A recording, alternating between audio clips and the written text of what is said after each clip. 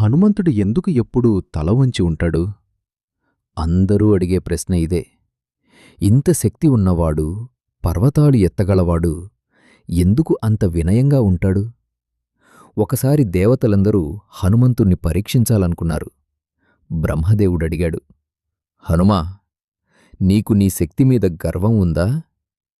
హనుమంతుడు నవ్వుతూ చెప్పాడు, నా శక్తి నాది కాదు ప్రభూ, రాముడి నామమే నా శక్తి. ఇంద్రుడడిగాడు, నువ్వు ఒంటరిగా లంకను కాల్చావు, అది నీ బలమే కదా? హనుమంతుడు తలవంచి అన్నాడు, రాముడు ఉంటే అది అద్భుతం, రాముడు లేకపోతే నేను శూన్యం.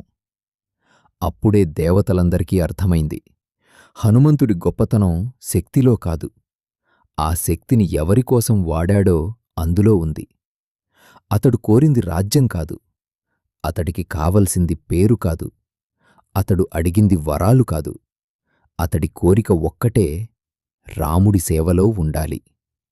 దీనిబట్టి మనం అర్థం చేసుకోవలసింది, మనకు శక్తి వస్తే గర్వం వస్తుంది, మాటలు పెరుగుతాయి, మనుషులు చిన్నవాళ్లవుతారు.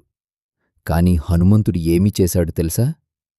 శక్తి వచ్చిన కొద్దీ వినయం పెరిగింది, బలం పెరిగిన కొద్దీ భక్తి పెరిగింది. అందుకే ఈరోజు కూడా హనుమంతుడు అంటే ధైర్యం, రక్షణ, నమ్మకం. నువ్వు ఎంత గొప్పవాడివో కాదు, నీ గొప్పతనాన్ని ఎలా వాడుతున్నావో ముఖ్యం.